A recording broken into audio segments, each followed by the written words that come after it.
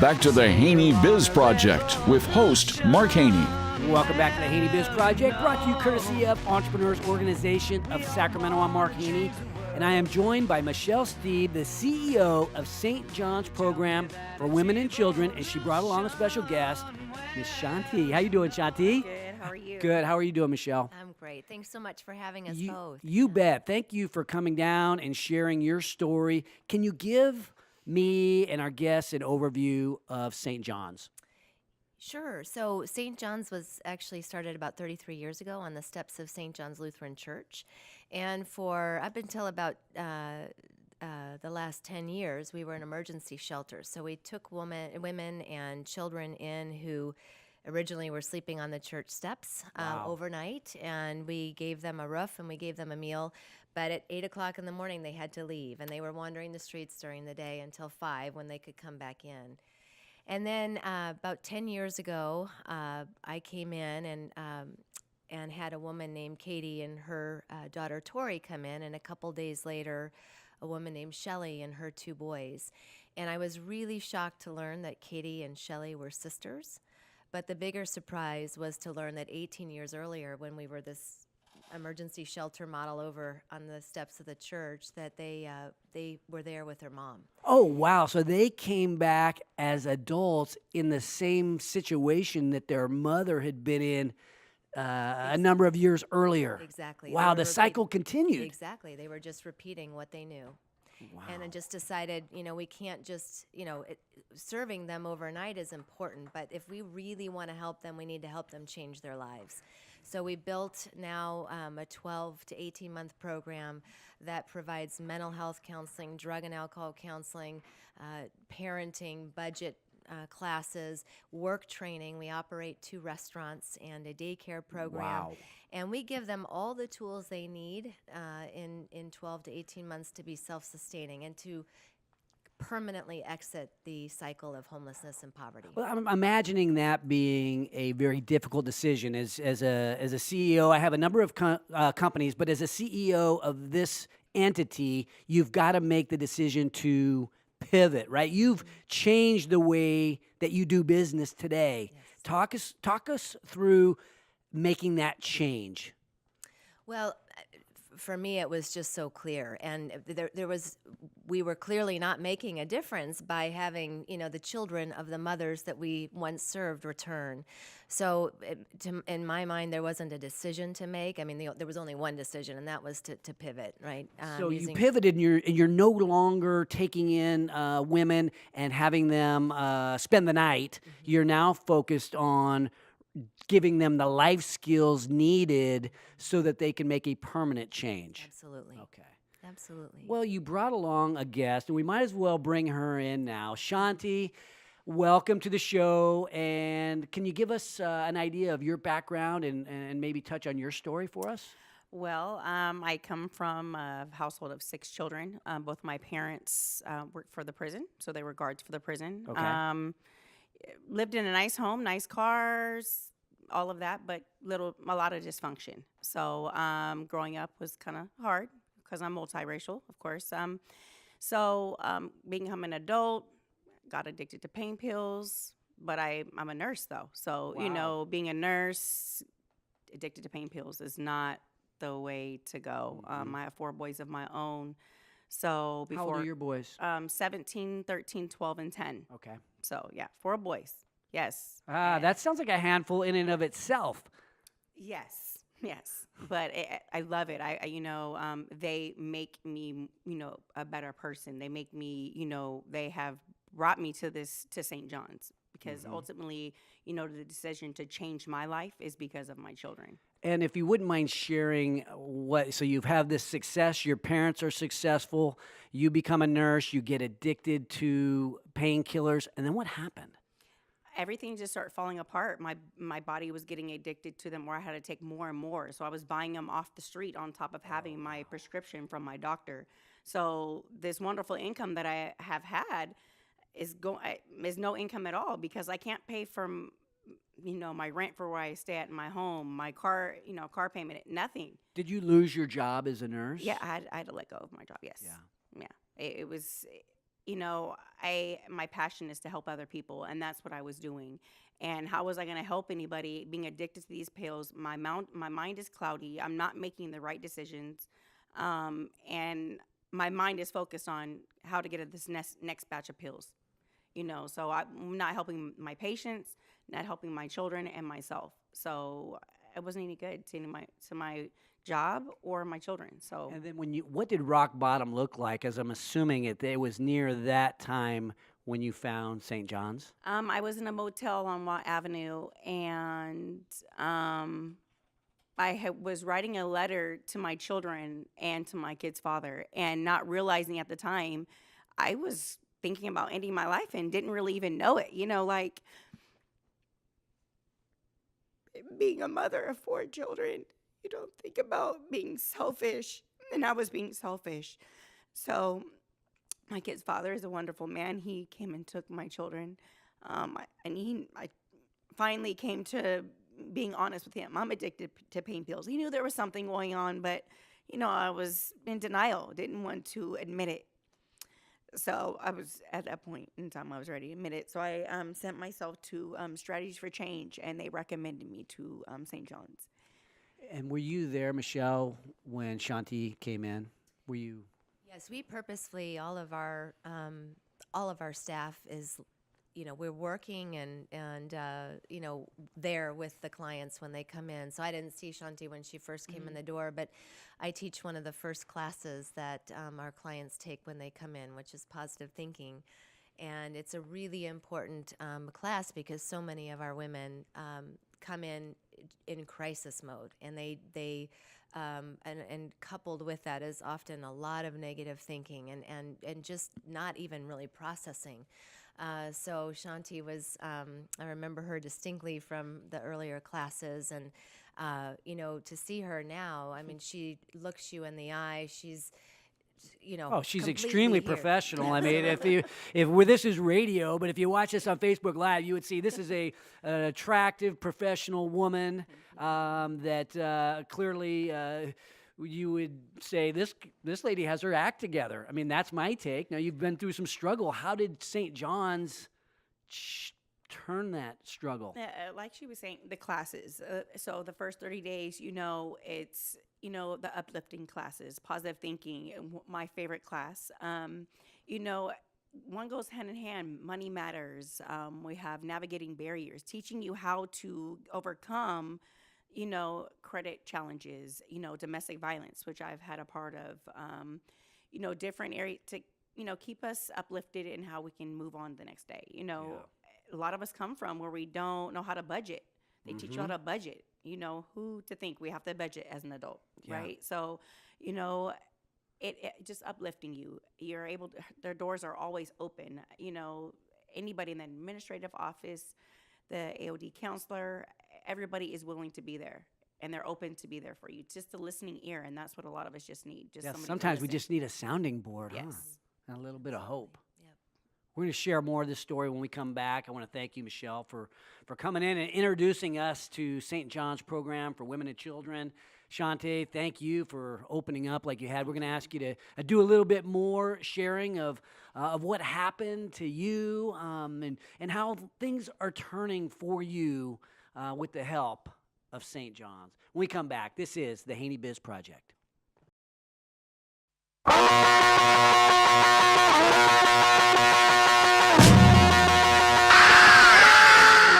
Welcome back to Mark Haney, igniting the entrepreneurial revolution with the Haney Biz Project.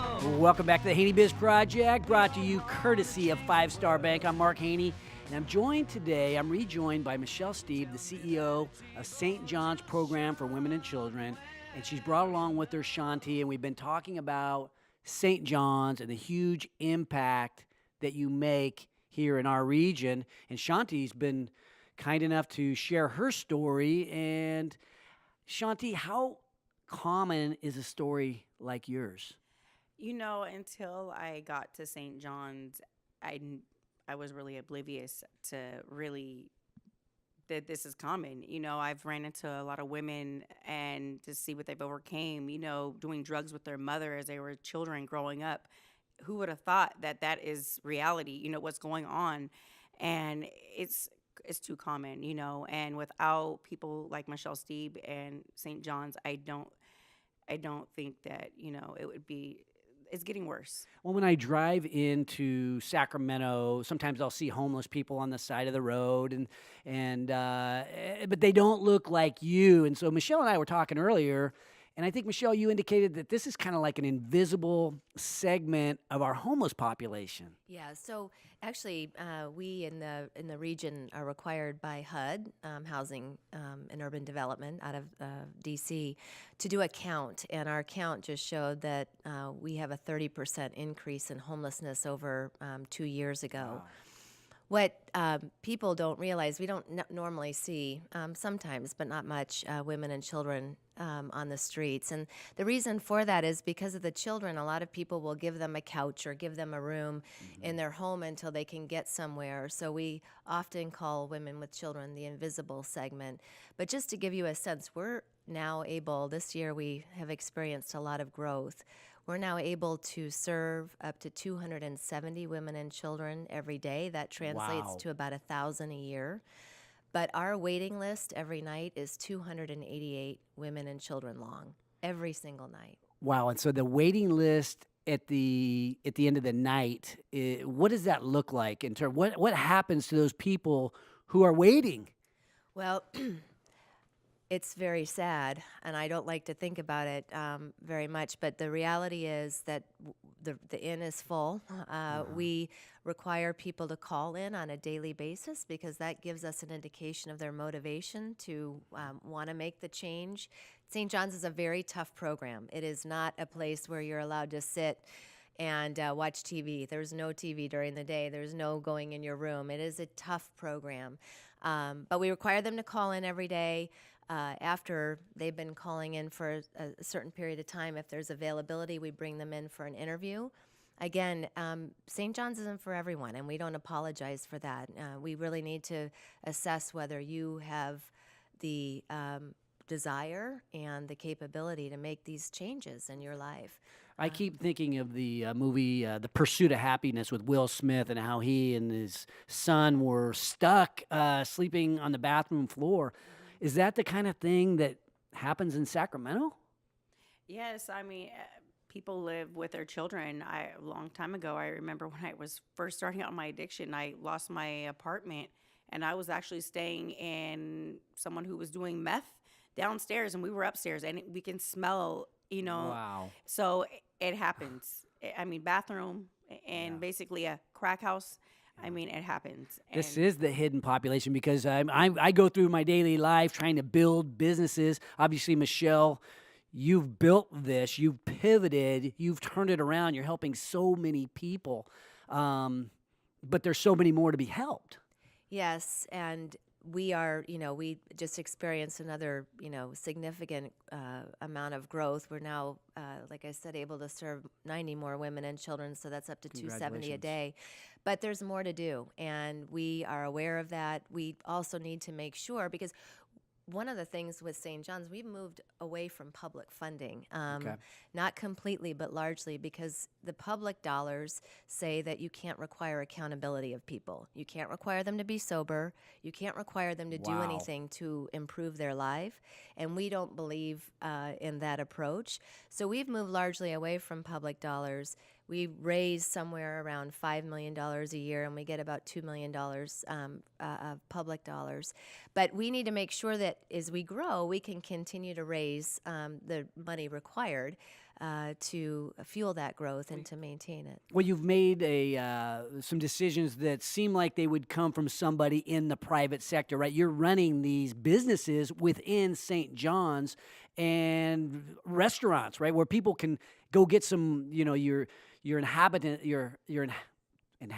What's the word? Clients, we Your call them clients. Okay, so your clients are able to get real world hands-on training while building these businesses that rest inside the organization. Yes. Very cool. Yes, and it really came from the mission.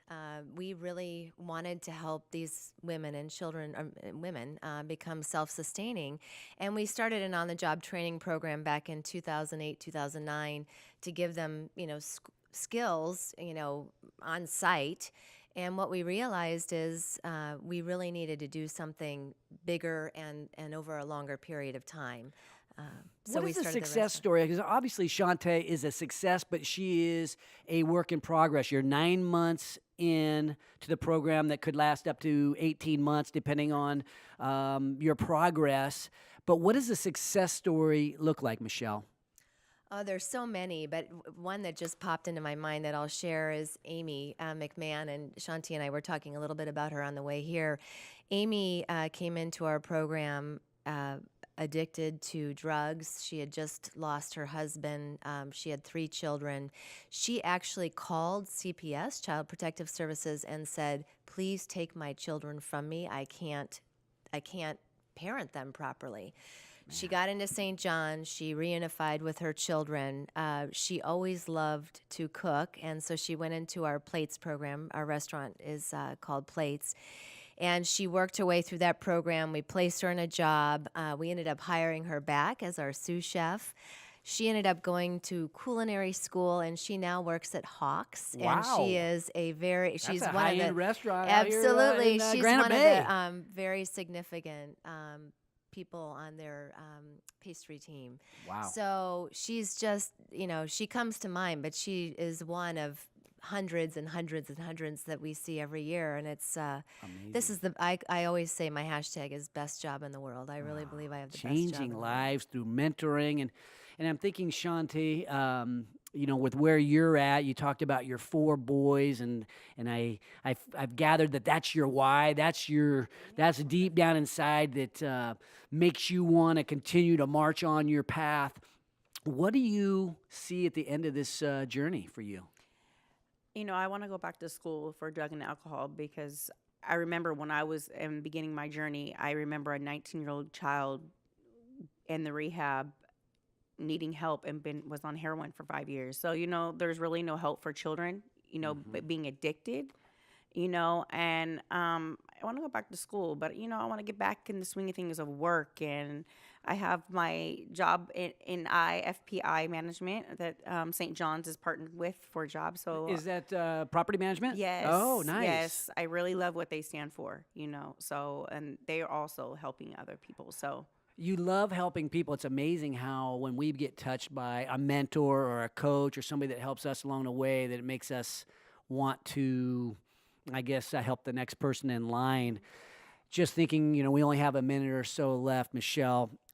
What are the mentors like at St. John's? Obviously, they're effective, but what makes them so effective? Well, we have staff mentors, we have volunteer mentors. We have over 300 volunteers a month who come through our door, and they are so crucial to our success. And, one of the things that's so great about St. John's is you're able to really, touch and see the women and children that we're helping. At the restaurant, at Plates, at First Steps, our child development center, at St. John's where they live, as a volunteer, as a donor, as a staff member, you are right there with them, and you're able to watch their journey and be a part of it. And every single volunteer, staff, donor are a part of it. It's a really cool ecosystem, and it works with all of us together, right? Shantae, if you could sum up your experience at St. John and say one word, what would that be? amazing. Yeah, it's been amazing that I've had this opportunity, that I had the will to change. Because going to St. John's, you have to have the will to change. So Truly amazing. We want to thank you, Shantae, for sharing your story on the show. Michele, for what you've done, bringing a business mindset, an entrepreneurial mindset to something that could be ran more like a government agency, and you've turned it around. Thank you for what you do for the women and children of Sacramento, what that does for our overall community. That's what this show is all about. When we return, we're going to talk a little bit more about mentorship and discuss how it relates in entrepreneurship. Join the revolution at HaneyBiz.com, courtesy of private equity firm DCA Capital. This is the Haney Biz Project.